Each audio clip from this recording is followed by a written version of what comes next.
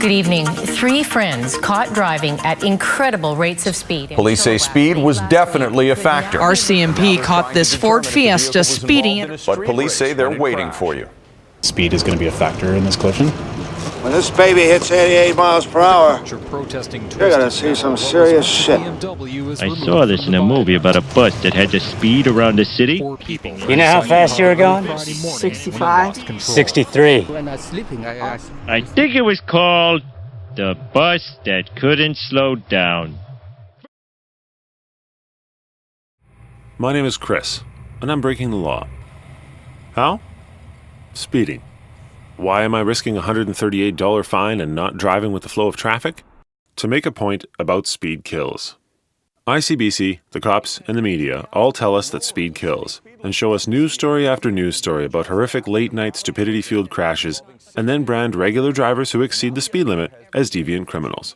Don't get me wrong, I'm not saying we should be able to go as fast as we want, or that speeding isn't necessarily dangerous, but many speed limits are set far too low for conditions, and that seems to be where the majority of the ticketing is. And thus, speed kills your pocketbook. By the way, for those of you not from British Columbia, ICBC is our local state-run insurance monopoly. Huh. That logo doesn't look very socialist. That's more like it. I want to start my argument here, on Marine Drive in Vancouver. It's a 6-lane isolated road with a divided center, and the limit is 50 kilometers an hour. That's 31 for you American viewers. For those of you out there that believe speeders get what they deserve, let me ask you this. How stupidly low does a speed limit have to be before you'll complain?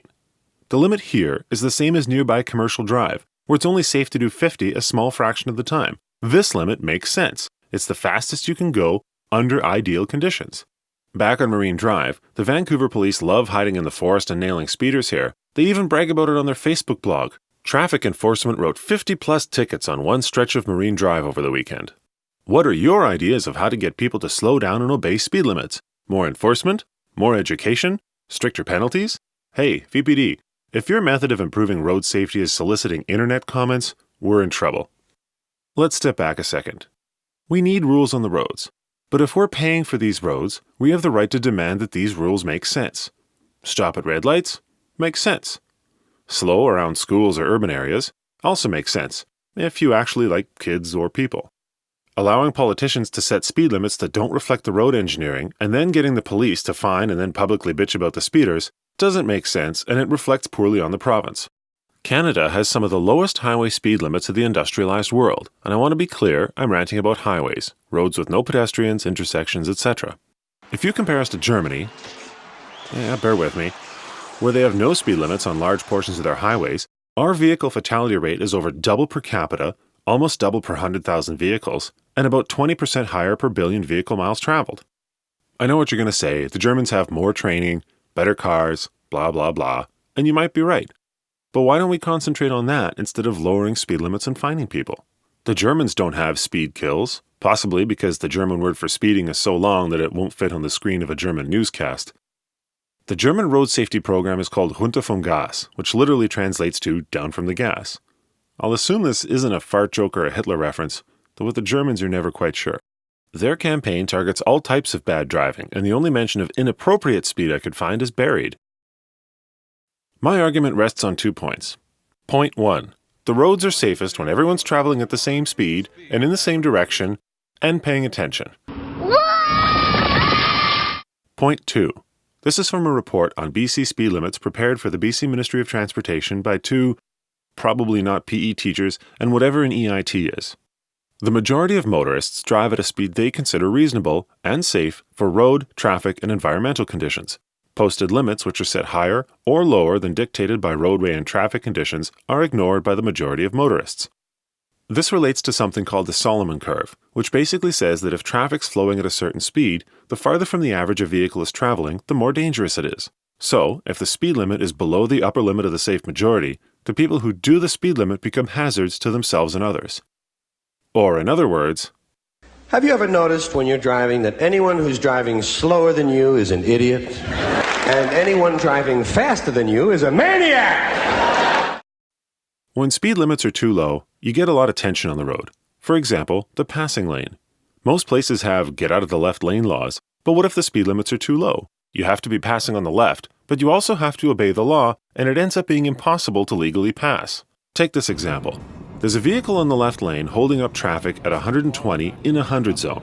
He's speeding, impeding traffic, and not moving out of the lane. And it's a cop. You know, if you're in a fully marked police car, you could at least pretend the law applied to you as well. But where do the current speed limits come from? Speed limits in North America were mostly set back in the day when cars had terrible handling, braking, and fuel mileage and really liked to explode. But even though modern cars are much safer, speed limits generally haven't changed, and many are even lower. Why? As it turns out, governments and insurance companies make money from traffic fines. A lot of money, and they've gotten quite used to it over time.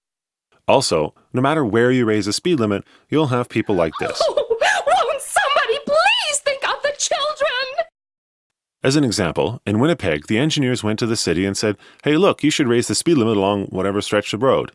And the city took the recommendation off their website, ignored it, and continued ticketing people. Still think speeders deserve what they get? There are two parties other than the government to blame here, the police and the media. Let's start with the fuzz. If you actually want people to slow down, well, let's let Simon Baker explain it. Speed traps, legalized extortion. You want people to slow down? Park out in the open, where they can see you. But no, you lay in wait like thieves in the night. You will pay the ticket today. I'm not going to pay it.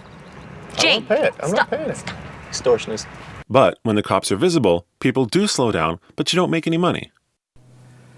Foster, how many tickets did you issue last week? I don't have my figures here in front of me. 3.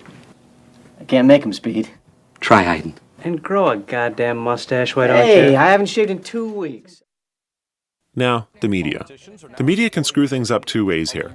First, they just automatically blame speed, and second, they get facts wrong. For example, if you have a story that contains... At this point, we are not ruling out either alcohol or speed as factors. You can't start your newscast with... The deadly result of 4 young men in a car going too fast. Abbotsford police are trying to determine if alcohol was also involved. You do realize we can rewind TV now, right? And where did you get it as fact that they were going too fast? Are you sure it was... The police? Are you sure it wasn't nothing?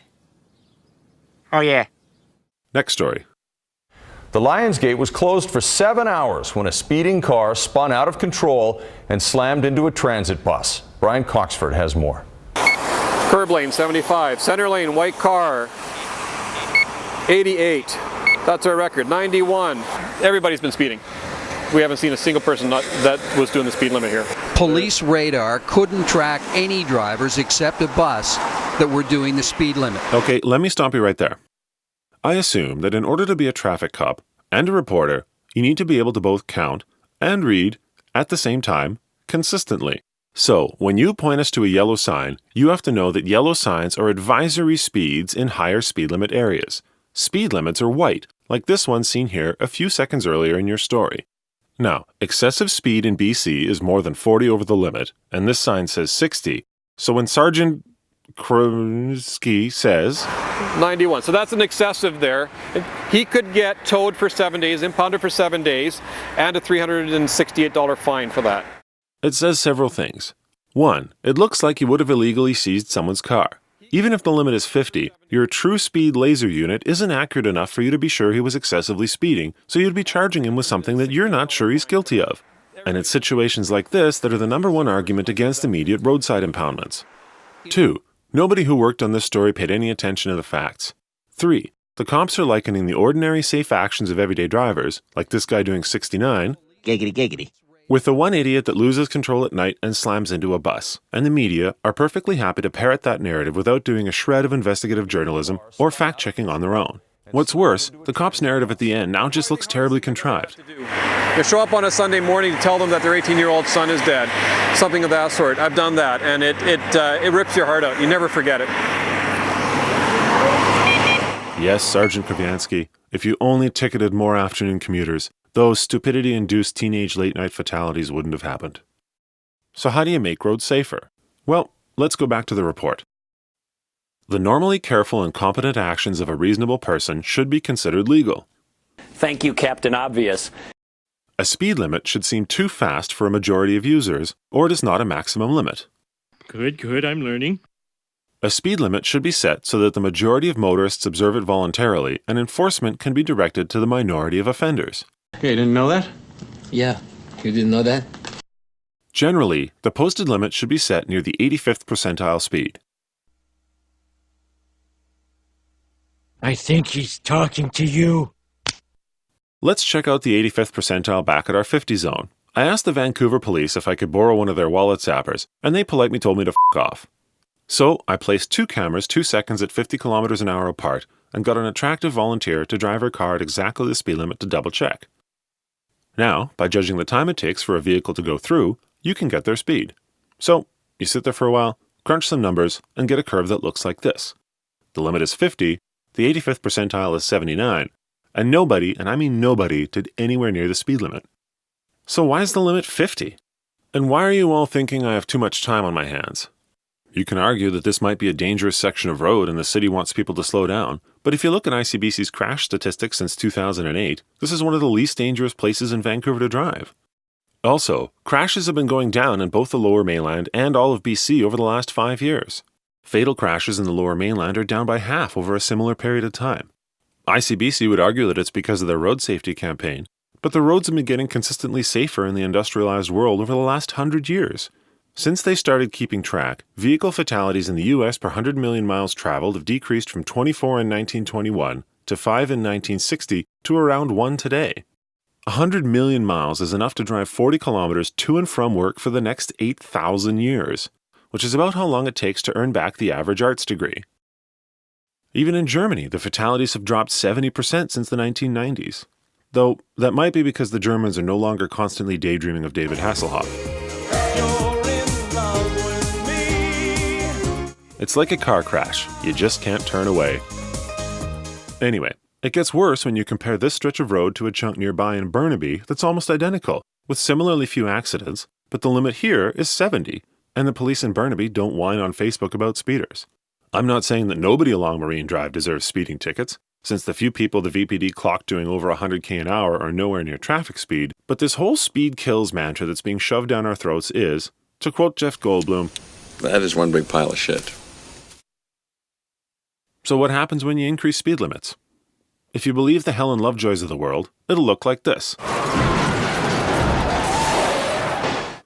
Well, listen to this guy, who's either an actual cop or a really disappointing stag-ed attraction.